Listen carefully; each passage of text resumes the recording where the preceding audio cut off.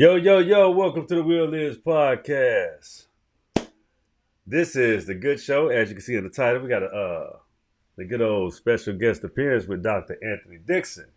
All right, so let me see if I can get him on the corn real quick. I thought he was going to be in a waiting room, but we got to work out those technical difficulties. So we can just get him on the line. It's easy. Let's get him on the line. Yes, sir. Yes, sir. You're on the Will Lives podcast. The thing is, we had technical difficulties. I thought you was in the waiting room, but you didn't appear. Uh, Mm-hmm. so let's speak up. See how we can hear you. You speaking in the mic? Yeah. Testing 1, 2, 3. Yeah, you good. You good. You good. We live. We in here, man. What's up? So right now, I've already let everybody know I got it. You know the whip. We got the guest appearance, and once again, we're here with Dr. Anthony Dixon. Y'all know y'all excited about tonight's show, man. This is amazingly awesome. We back. We back again. The tandem is back. So what we talking about tonight, Doc? What are we talking about tonight? Well, I want to discuss a little bit about whatever discrepancies people may have between indigenous melanated blacks here in America as opposed to Africans and that relationship. Woo! Okay, it's heating up already. You got the flow, sir. You got the flow. You wide open. You got the flow. So I'll take off for you, brother. Go ahead, take off. You got it. Hey, Right. I just want to ask you real quick. One thing. You want some music, some vibing music or not? Up to you. I don't need any music, but if it'll go over it better for your listeners. No. I don't even think they want it. I don't think they want it. I was just giving you the option, but no. Oh, no. Take off. Okay. Do us both. Like, yeah, get to it. Yes, sir. It's funny. I was doing some work earlier today, right? Yes, sir. And looking at the basically the continental drifts and the actual creation of the continents. And it's funny. I was always taught that it was by a geographer rather, that it was basically two lands, Adwana land and Gadwana land. And what has happened, I see what is out here more is they call them one Godwana, which is the same. I saw Gadwana, Godwana, but now it's listed as Laurasia. Now, here's the funny thing about it. The earliest one, when it was considered almost like one large landmass, which is referred to as Pangea or Pangea. Yes, sir. The next movement is what I was taught again as Adwana land and Gadwana land, or Kadwana land. Some had a C, some didn't. But now it seems like they use the term Laurasia. And so Come on now, let's cook. yeah, let's go, because it's that idea based off of Eurasia, right? But technically Europe is not a continent, right? So Absolutely not. Absolutely not. using the Laurasia now is trying to get people to accept the idea of Eurasia.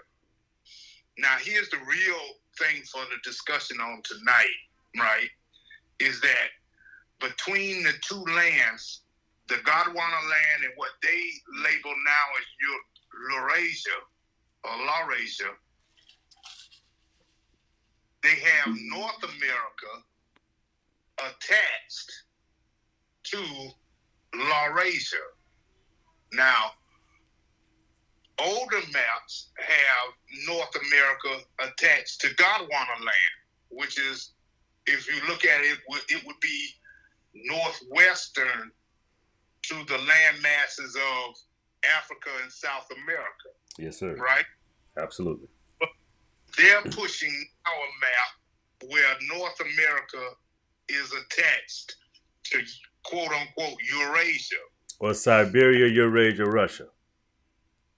The thing about it is, brother, that makes absolutely no sense, right? Because when we have this shift, and we discussed it before. Oh, absolutely. You're a Christian and you believe that it was the flood, or you in the Titanic plate shifting and the melting of the ice age and all of that good stuff. Regardless, we know that the two land masses broke up, right? Yes, sir. The interesting thing about it, when you look at what they have mapped out as the modern world, of course you have North America, but then you have Central America that ties directly to South America, right? Yes, sir. So common sense is kind of being challenged there, right? Because now they want you to believe that North America was a part of Laurasia and it broke away and then somehow rejoined itself to South America. No, come on. No.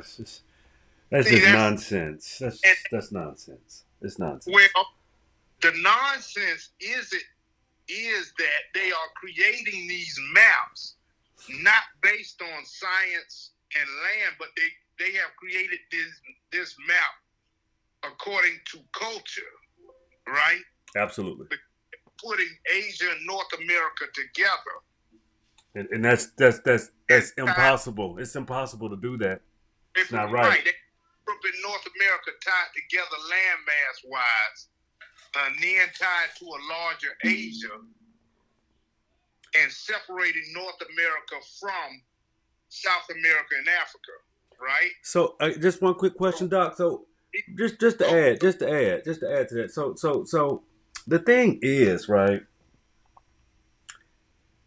That's how you get the misconceptions of reverse ordered geography, right? Can you expound on that, please? I know you were going to, but that reverse ordered geography stuff,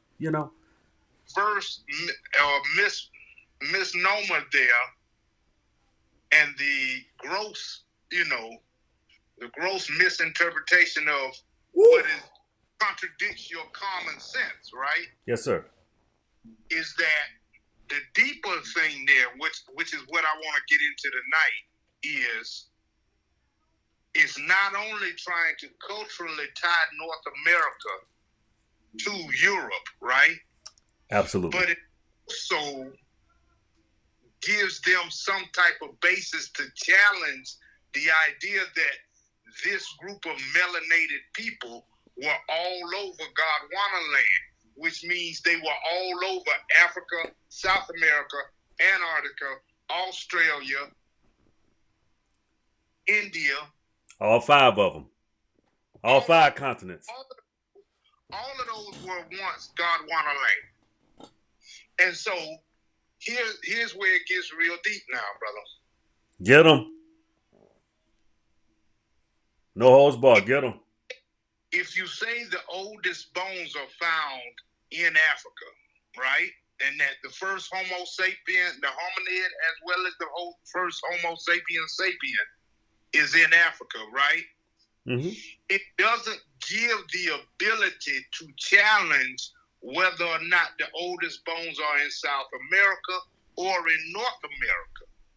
It doesn't put up a fight at all, as if it's not even discussable, right? Not even up for discussion.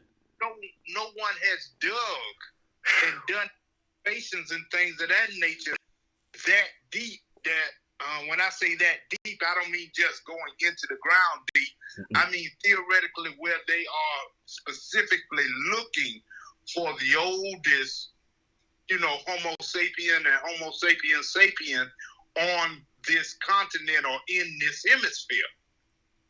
Because if you do that, right, and you mess around and you find hominids or Homo sapiens sapiens that are even close to the ones that you find in South Africa and in South Africa and in East Africa, right? Yes, sir. The Sudan. Yep, all that. Now, right? Mm-hmm.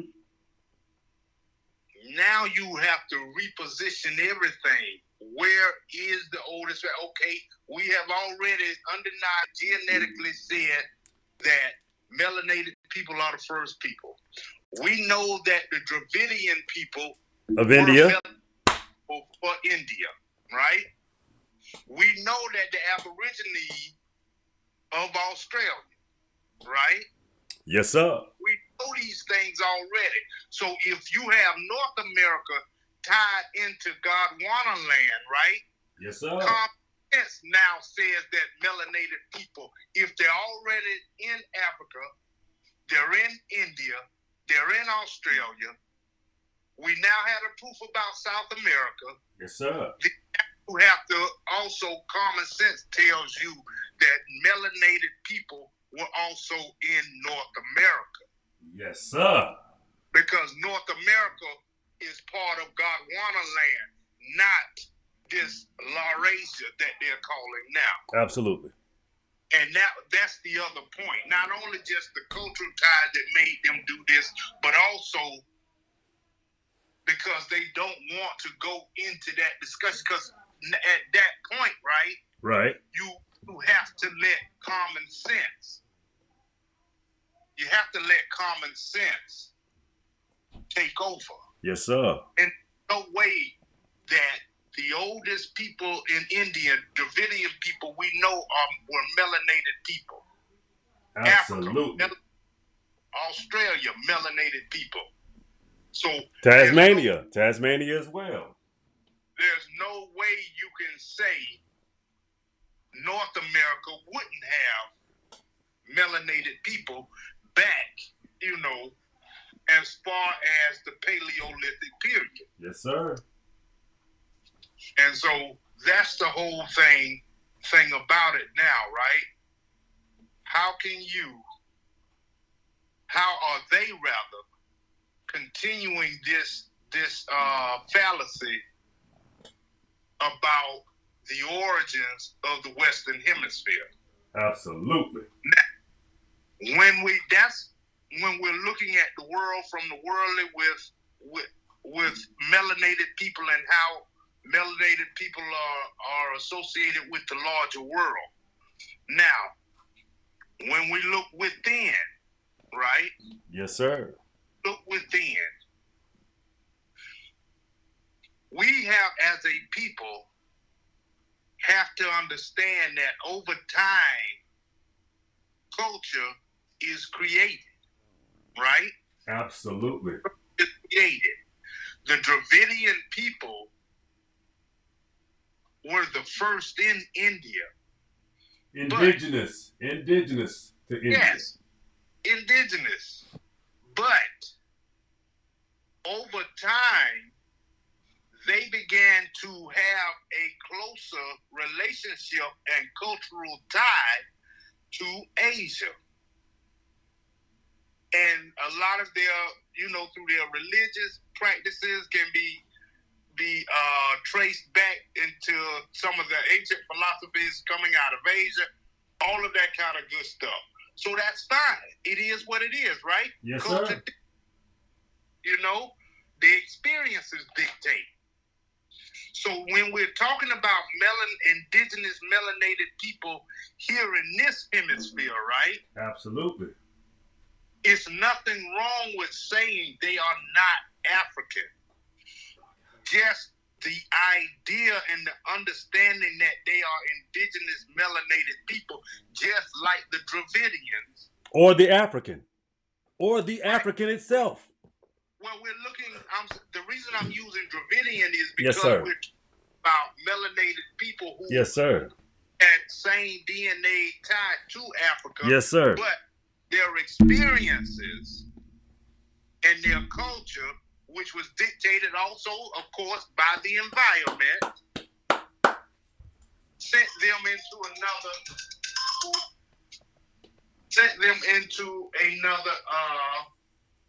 another culture in which all different things changed, right? Yes, sir. Ethnogenesis. But the fact, right, the ethnogenesis of it, right? But the fact still remains that their origins are of melanated people with the closest ties to Africa. 100%. Now, 100%. same thing with South America.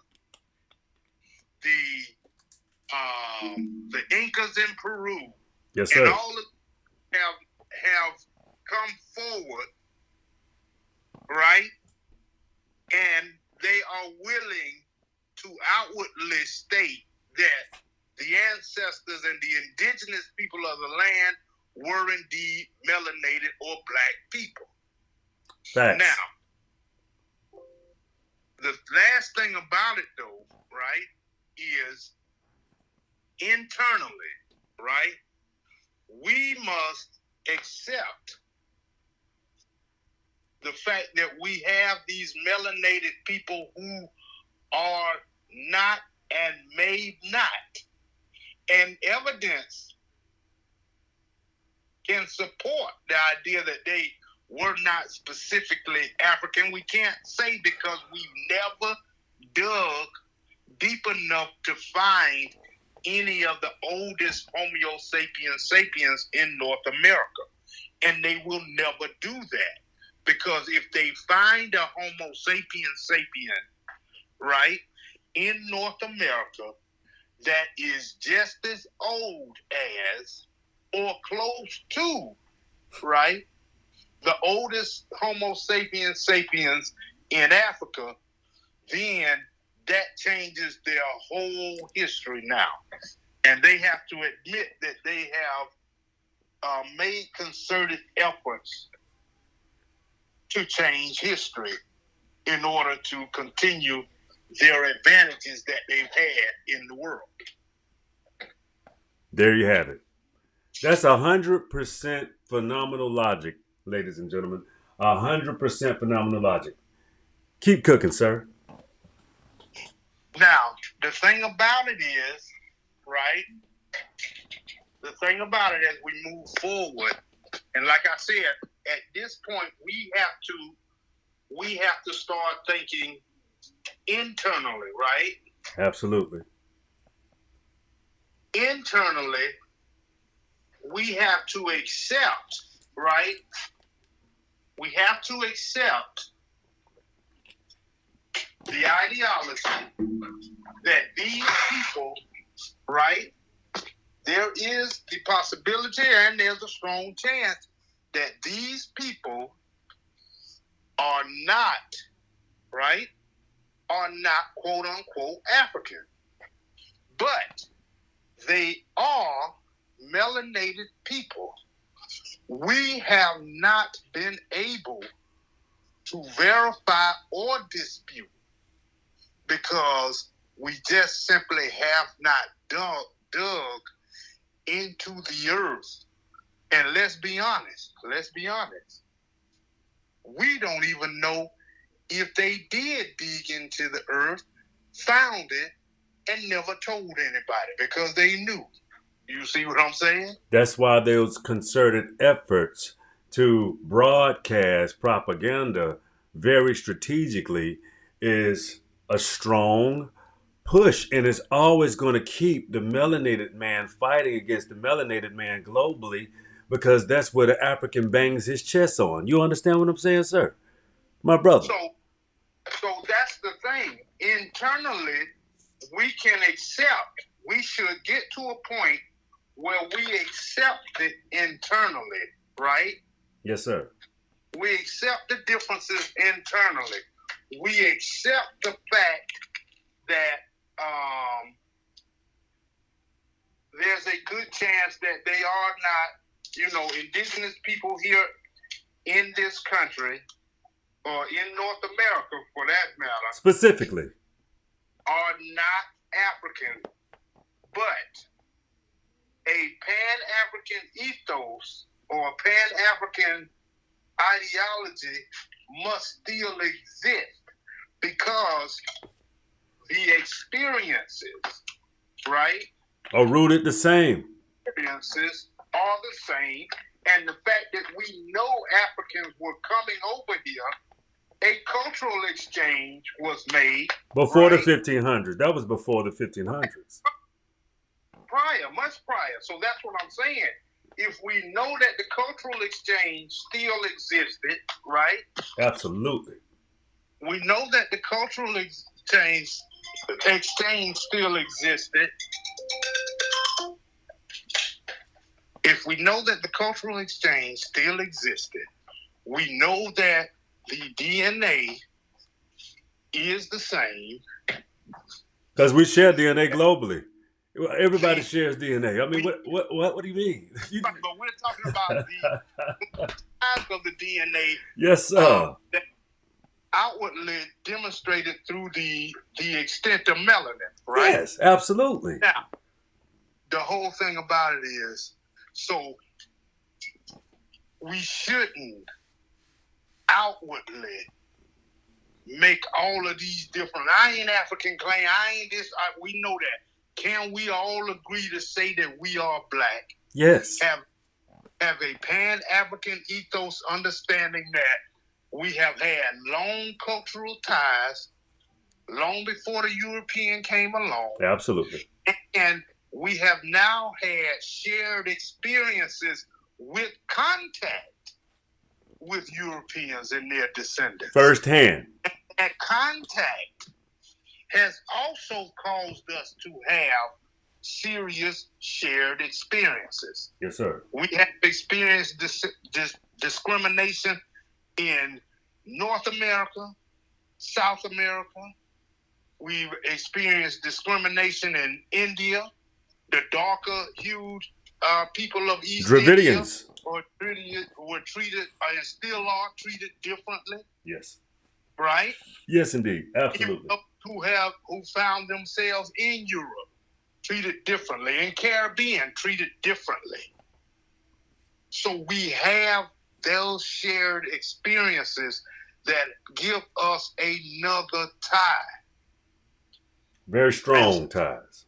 The thing about it is, I want to make sure we get this clear. Yes, right? sir. Yes, sir. Let's get it out. When we talk about, right? When we talk about those shared experiences, and when we talk about Pan-Africanism in today's time, we are not talking about a literal back to Africa. No. Now, people do want to go back to Africa, and that's fine. That's their choice. I'm not. I'm just saying I'm not.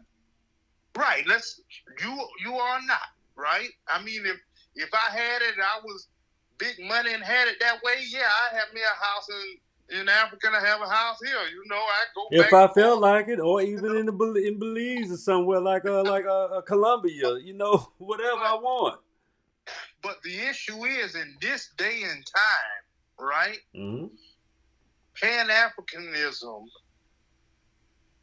is a movement toward unity. If we just don't get caught up in that title of African and having African in the title, if we can just move past the title and understand what it is and its essence, well, that means investing, you know, yes, business investing, you know, culturally wise, looking at some of those cultural traits and then understanding some of the other cultural traits that were buried for a long time but are now coming back to the surface. Absolutely. Right? And let's celebrate that. Let's celebrate that, though.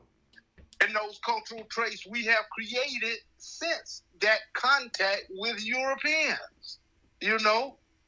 Yes, sir. And then those cultural traits that no one can explain why we all still have to a certain extent, right? Absolutely. And so if we just recognize that, we can have a Pan-African ethos in which black people, right? Absolutely. In which black people can get on an airplane and visit London, England.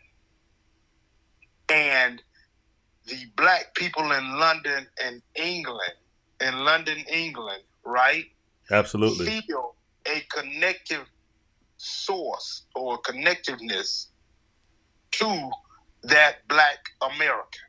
Absolutely. Right? Absolutely. Because they understand the shared experience. We went through a civil rights movement. We had a black power movement. They had similar. They had a black power movement. They didn't call it power, but they had a black power movement. Winnie Mandela. You know, they had one in London, in England. Oh yeah. You know? And so the root of what we're talking about tonight is understanding, right?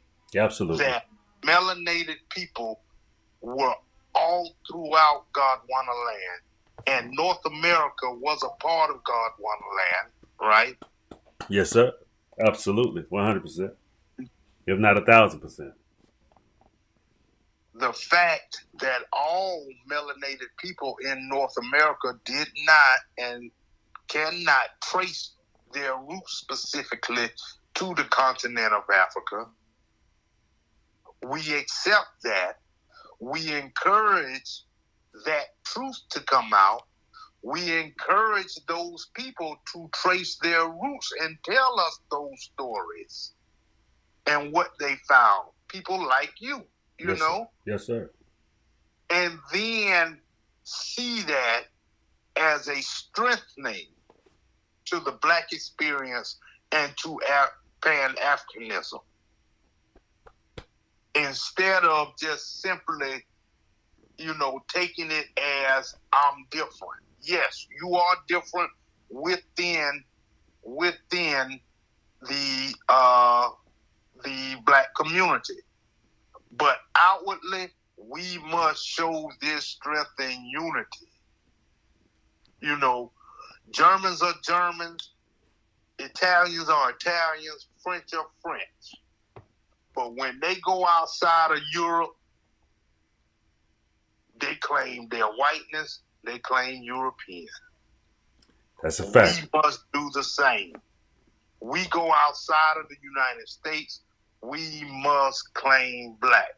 And so that goes to one other thing, and I know we don't have enough time to talk about that, right?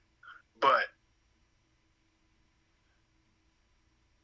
black people have to decide, particularly in this country, whether they are American first or black first. Because there's no doubt that Jewish people, a Jewish American, is Jewish first and American second. That's a fact. White Americans have time and time again shown us that they are white first and American second. That's a fact. We have been psychologically brainwashed to think that it's wrong to think black first and American second. And we have to break that chain. We got to break that chain because circumstances, large environmental repercussions, and all of those type of things are daily showing us that most times in this country, we black first and American second. Plain and simple. Sometimes it's just not complicated. It really isn't. Cause what we have to teach I just want to segue in and say, just to add a couple of things. We have to teach indigenous cultures and indigenous cultures globally, from China to America to India. They're all pretty much the same. They're colorful. But the essence of it is the essence is still pretty much the same. But until we stop loking up, because the problem is, I believe also that the indigenous American has been a little behind the power curve due to embracing everyone and not yielding a return on the investment. So that's why you have so many of us, with these little intrinsic ideologies that we have to kind of put aside and put something bigger than you first. And that's taking care of all of humanity, because that's what we do anyway. I just wanted to add that. Yeah, we like I said, in getting brainwashed into that ideology, we end up losing ourselves in just that. Absolutely. We get lost because we are acting upon something, right, that really just isn't so. And that's the real issue. Absolutely. Right? Absolutely. We're on something that isn't so. And it's funny, even Caribbean people, right? Mm-hmm. Even Caribbean people do just that. When you're in the Caribbean, a trending person is a trending to the bone. To the bone. A Jamaican to the bone. A Haitian to the bone. A Dominican to the bone. But when they come out of that, when they come to America, I'm trending. But the minute they see another person from Caribbean, they automatically make that connection. There you go. And we have to do that as black people, period. And earlier. Come out of your silos. Got to come out them silos. Goes to England, they go to London, they have to make that connection to that black person in England. Absolutely. Plain and simple. And what's funny is, right, in today's time, you would think that it is the easiest because they wearing the same style of clothes and everything else. It's the information age, Doc. It's the information age. They're already connecting on another level. Yeah. You see by the way he dressed. Yeah. Or she's dressed. They're already connected. In every way. Through music.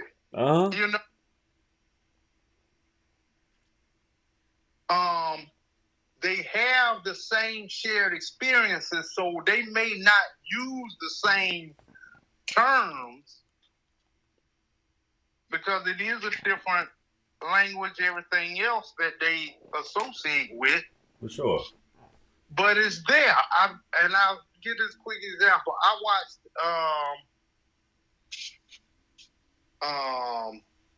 I watched this series.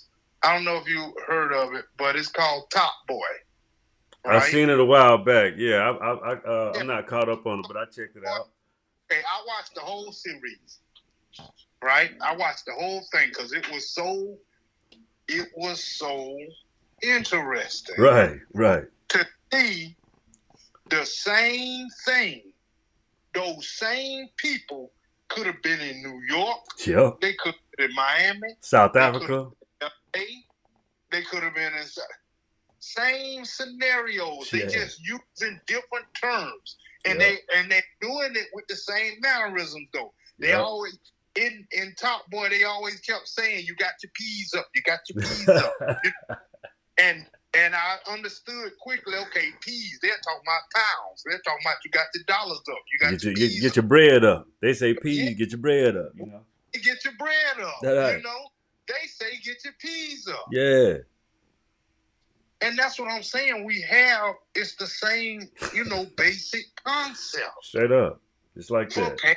Mechanism. You're sharing all of these experiences already. Right. Stop telling yourselves you're not different. We ain't the same. We aren't the same within the community, but externally we are. Yeah, because that's how that's how everybody else see you.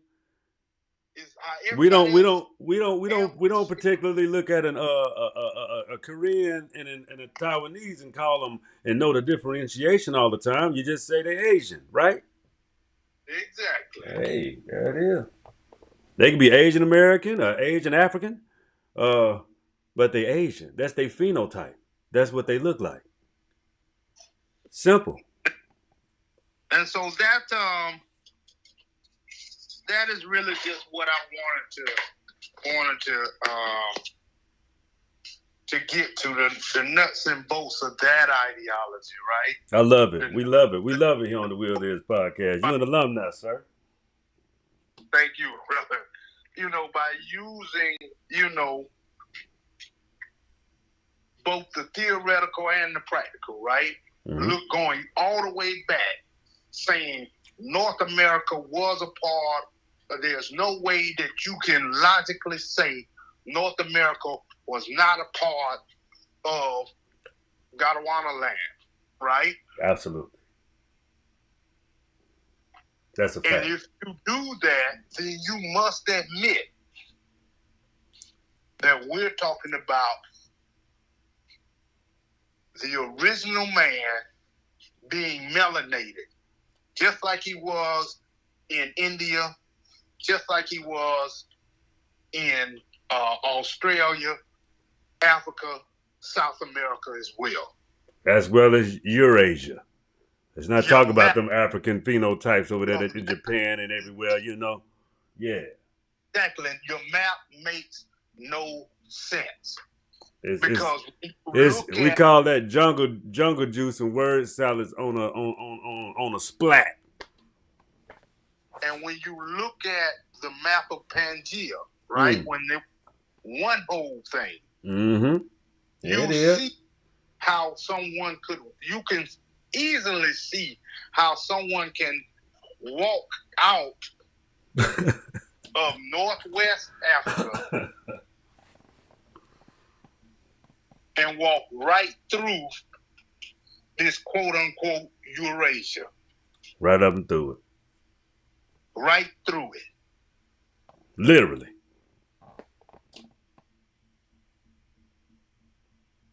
So, it is no longer,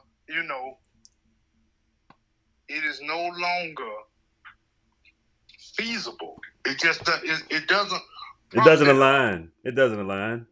No. But it doesn't profit us to continue to think that our differences internally should be broadcast to a damaging effect. Right. Absolutely. Externally out of the black community. And when I say black community, I mean worldwide. Globally. We're global citizens. We love each other for real. It's just, we have to get past our largest internal nemesis, which is our lack of unity. Absolutely. Me culture. Me. Well, that me, of course, is because we have accepted a lot of the foreign characteristics of the European and white American culture, which is individualism and rugged individualism. Yes, and sir. So we've taken it and ran with it. That's the problem.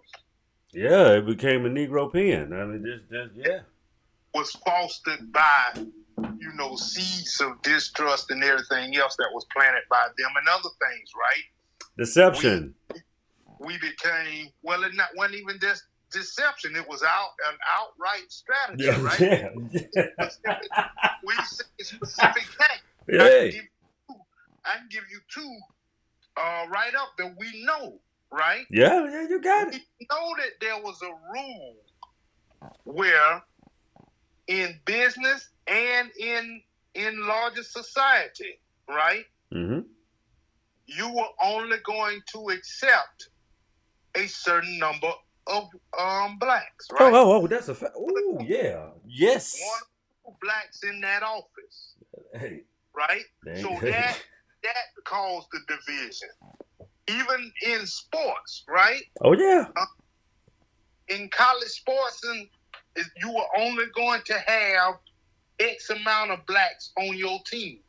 Oh, yeah. See, that causes division. Mm-hmm. And then, of course, they went even deeper, right? Oh, yeah. Went actually to the black home and told them, we'll give you more money if the male leaves. God. We'll give you this. We'll That's give the you this. We'll Go give on. you that subsidy. We'll give you all kind of stuff if you just Get him out of here. get that man out of there. Mm-hmm. And so our families were faced with that hard decision. Do we stick together and starve, or do I leave so she and my children can do better? Right. They can have more. And that's a tactic that they've always used. Even the Spanish used that with the different tribes of indigenous people. Mm-hmm. Those who accepted Catholicism, they showered them with European Goodies. Yeah, that's a good one. Good. And Goodies. then they turned the ones that wouldn't accept Catholicism, and then they turned the ones who had accepted Catholicism against the ones who had. Absolutely. Because, as we all know, Catholicism and Christian principles are such. It's this way or no way. That's it. Even Mary, you either believe in Jesus or you're dead wrong and you're going to this hot space. That's it. That's about the math. That's about the math of that whole equation. And so there have been tactics to encourage our disunity. Mm-hmm. And they continue to do it, right? Well, they're built like Neely Fuller says. It's built into the construct in the fabric. You know.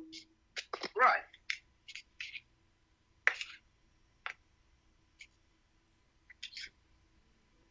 It's a hard fight. You got it.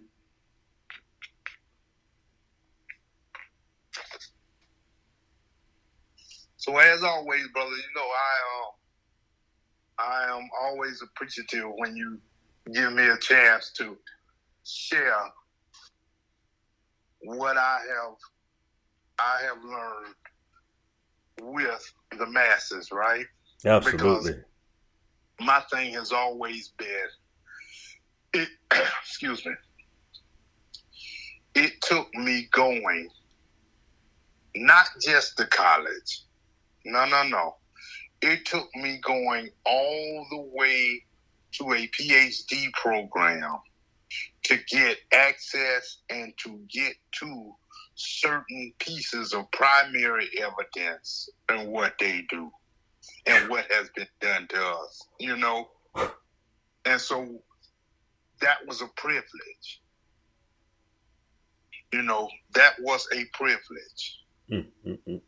And so it is now that privilege has now turned into a duty to share that information. Not so that we can get mad and angry, but so that we can find solid solutions and be more proactive instead of reactive. Beautifully said, sir. Dr. Anthony Dixon, do you hear this man? Setting off alarms, cooking, none but the truth. We call that fire. You know what I'm saying? No, brother, you ain't have to put me out there with my bad cooking skill. I had to get a little man right, though. You know, I got this. I'm still on daddy duty. Okay. All right. Well, you're welcome anytime here. This is my great brother. He is welcome here anytime he wanna come on here and let loose, because that's what it's here for. This is he's a wonderful, specifically intelligent type of person. Wonderful human being, sir. It has been a pleasure. Always is a pleasure when we talk. It's always so much that we build upon, so much ground we cover, and it's just a privilege to hear it. It's a privilege to have a platform to broadcast your brilliance. It's a pleasure for me. It gives me great joy to do so. And once again, y'all, this is the special guest. This is guest appearance, Dr. Anthony Dixon. Man, it's been a pleasure. Thank you, brother. And like I told you, I appreciate you giving me the platform to share.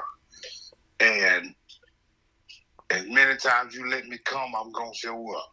You already proven that. This gonna be built in, y'all. We gonna go every Thursday, somewhere between 7 and 8. We gonna bless y'all. It's a blessing for me and this man.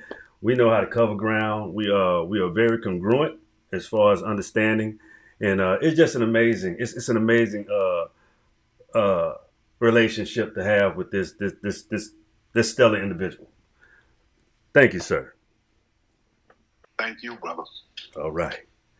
We'll talk. We gonna talk. All right, yes, man. Yes, indeed. Hey, y'all, check it out, man. I hope y'all enjoyed the great. I call him the great doctor, man. On this side of the game with history in America, and it's a pleasure. It's great to always be knowledgeable, always upgrade your knowledge, always upgrade your mindset with something new. Don't always take offense to everything. It's okay. We all learning together. We all discover new things. But when things come out every day, that has to alter what you have been taught. Because learning is eternal, man. Learning is always, it's every day. You will never stop doing it until you leave here, because learning helps you develop a better you. Learning helps you define and redefine you dig? Man, I hope y'all enjoyed the show. I ain't gonna hold you. Dr. Dixon, we love y'all, man. I mean, but he puts on a masterful performance every time. Again, I hope y'all guys enjoyed this. This was amazing. And once again, the wheel is yours. Yes, sir. All right now. Yeah.